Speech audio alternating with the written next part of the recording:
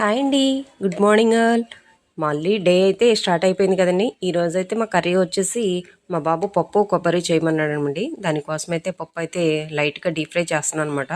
కందిపప్పుని ఇలా లైట్గా ఫ్రై చేసుకుంటే గ్యాస్ ట్రబుల్ అన్నది రాకుండా ఉంటుందని చెప్పారండి. అందుకే నేను ఎప్పుడూ పప్పునైతే ఇలా లైట్గా ఫ్రై చేస్తాను. ఇదిగోండి, నాకు పనుల్లో మాత్రం మా బాబు అయితే చాలా హెల్ప్ చేస్తాడనమాట. పప్పు కొబ్బరిలో కొబ్బరి కావాలని చెప్పానని మార్నింగ్ లేవగానే ఇప్పుడు నాకు కొబ్బరి అయితే ప్రిపేర్ చేసి పక్కన పెట్టేశాడు. నేనైతే పప్పు వాష్ చేసేసుకొని స్టవ్ ఆన్ చేసి స్టవ్ పైన అయితే పెట్టేసుకున్నానండి. నెక్స్ట్ వచ్చేసి రైస్ కూడా ఒక పక్కన పప్పు పెట్టేసుకున్నాను. మా పిల్లలు కుక్కర్లో వండితే తినరు కాబట్టి విడిగా వాళ్ళ కోసమైతే ఇలా రైస్ అయితే వండుతాను అనమాట.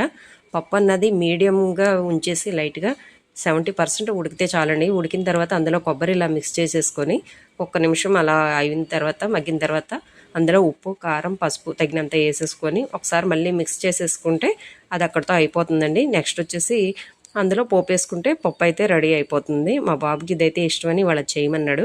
ఇదిగోండి, పోపులోకి అయితే ఇవన్నీ వేసుకుంటున్నాను అనమాట. తాలింపు వేసేసుకొని అందులో వేసేసుకుంటే పప్పు అయితే రెడీ అయిపోతుంది. నెక్స్ట్ వచ్చేసి మా బాబు చట్నీ కూడా ప్రిపేర్ చేస్తున్నాడు చూడండి. చట్నీ ప్రిపేర్ చేసాడు. కర్రీ అయితే రెడీ అయిపోయిందండి.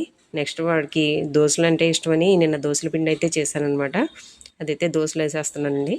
వాడికి టిఫిన్ ప్రిపేర్ అయిపోతుంది. స్నానం చేసి రెడీగా చేసాడు. ఇంకాను చూసారా, దోశలు వేసేస్తే వాడు తింటా ఉంటే నేను ఈలోపు లంచ్ బాక్స్ అయితే ప్రిపేర్ చేస్తానండి. దోశలు అయితే రెడీ అయిపోయింది. ఇప్పుడైతే బాక్సులు అయితే ప్రిపేర్ చేసేస్తున్నాను. మార్నింగ్ అంటేనే హడావిడి కదండి. వాళ్ళు పిల్లలు వెళ్ళే వరకు కూడాను ఫుల్ హడావిడి అనమాట. ఇంకాను వాళ్ళకైతే బాక్సులు ప్రిపేర్ చేసేసాను. వాళ్ళు ఇంకా బయలుదేరుతున్నాడండి. చూడండి, కర్రీలు విడిగా బాక్స్లో వేసేసి రెడీ చేస్తాను ఇద్దరికి అయితేను. మా బాబు అయితే వెళ్ళిపోతున్నాడు.